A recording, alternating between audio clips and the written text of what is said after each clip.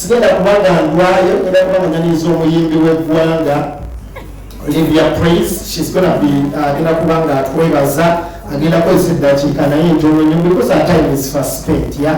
Daffe kugenzi twala kubanga tubukozesa bulungi nnyo ddala. Amiina. Kale muzikirize basebe naye tubuke ku bigere byaffe tukube engalo ez'amaanyi twanirize omuyimbi w'eggwanga Olivia Praise.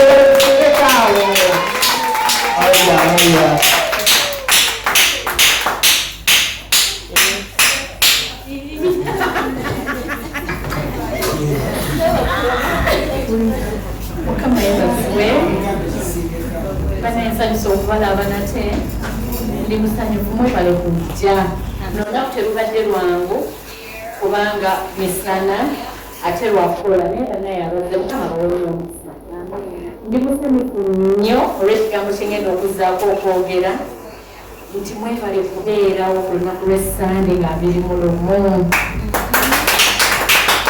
Mukama bampeera omukisa amazima abantu bakola nnyo abantu bambeererawo nnyo simanyi nabwe nsobola kukyogera naye omutima gwange musanyufu nnyo njagala okwebaza Mukama olw'akakiiko kenakola nako tebasobodde kubeerawo kubanga baali bangi nnyo njagala okwebaza Mukama olw'abantu abo Grace Kirabo Susan Zarango Mupambanyi Mukama yeebazibwe Gifty Njiri promotion Mwamiane promoter BMP promotion.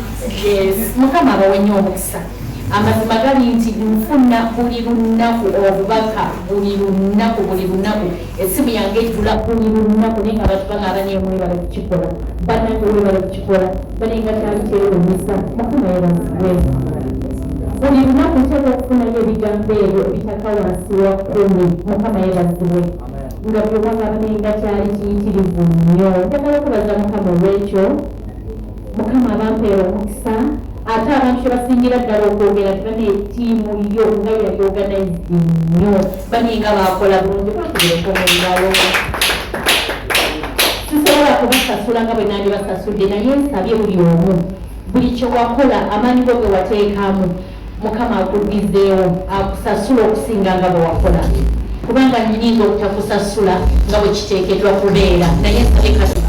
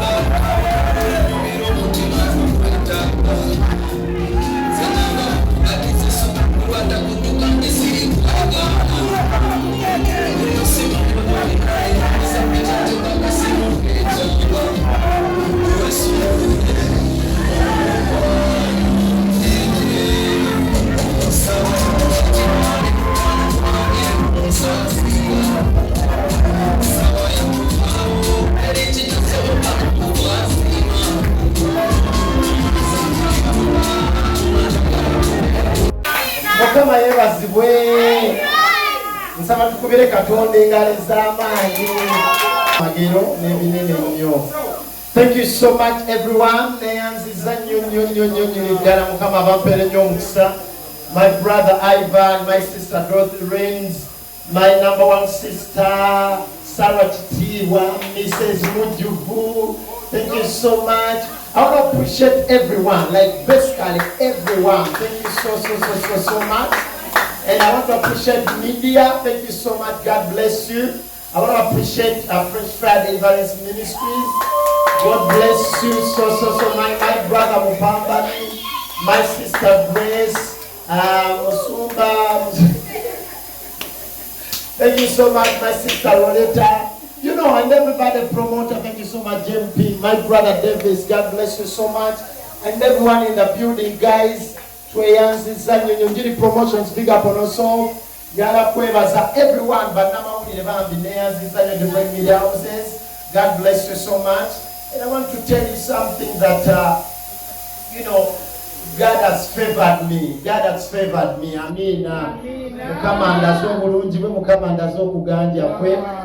So guys, just you know, a few from now, from today, we're gonna come back to you know, another thing. Praise the Lord. Praise the Lord. Praise the Lord. This is, you know, this is the doing of the Lord. You know, Mukama cha. Katitacha alina baby ye bunyu. I love you, bunyu. Amina. Njagala kwebaza Mukama. I'm telling you, she's the most beautiful woman in this world. She's the most beautiful woman. Yasinga abalungi bonna bwe twogera ku bulungi togenda ku Google, we twogera ku something awesome and beautiful. Don't go to Google, baby. Just see and know what beauty is. She's the real definition of beauty. And the other thing, I've never seen a woman who loves God like she is. She loves God very passionately. So I'm so much moved, you know, and God bless you so much, babe. I promise you, we're doing this. Together, just know I'm with you for the rest of our lives. Meeting is not big. Amen. One of the things that I need to assure you guys, you are going to come back on a bigger occasion, bigger than this. Will you guys come back? Will you come back? I mean, I'm so much excited. I don't know if baby you can say one word, because Wasanyu Kenyo one acidic so I don't know if she has one word. I don't know, babe. You know, you know,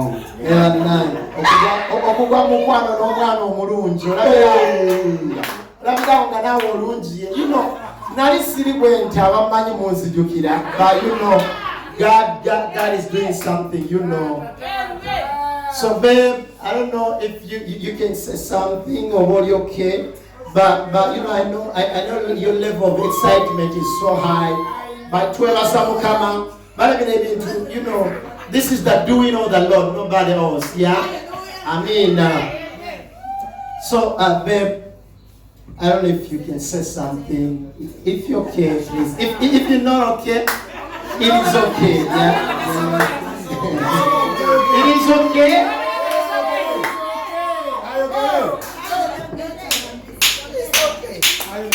Yeah,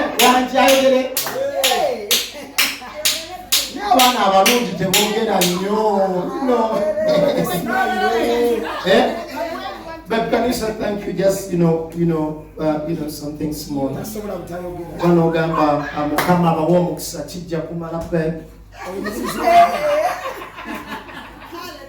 Hallelujah. Mazima. Ngiri oliwa. Kopa nawe sebo dada. Namba gwe.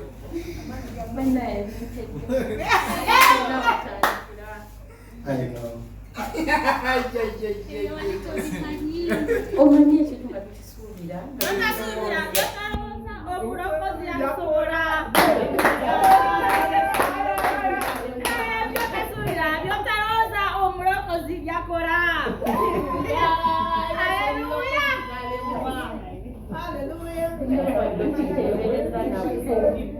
gati nabadde nteebereza ku kintu sinnamadde okiteebereza nako wadde okigeesinga ate ebiseera ebisinga ntera okubeera olugezigezi tera nyoyinza okutegeera ebimaama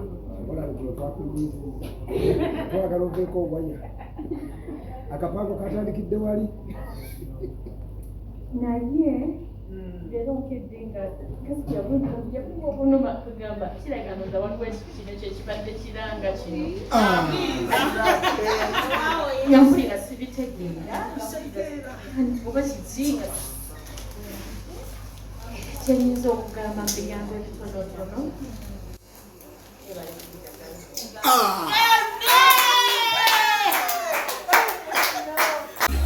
tutandika okubeerera ku Mrs. Mrs. Mu musalama mulindeko Mu ga lindako Sotekayo nnyo mukono. soka kutunuulya mukatono soka kutunuulya mukatono bunyu tunuulya gopo Mu ga ve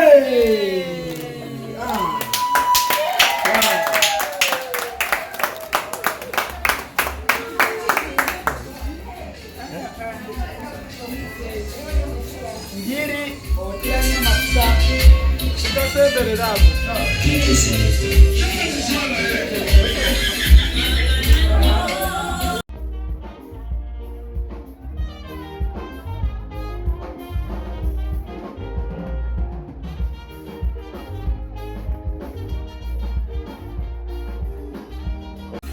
tutandika okubeerera ku Mrs.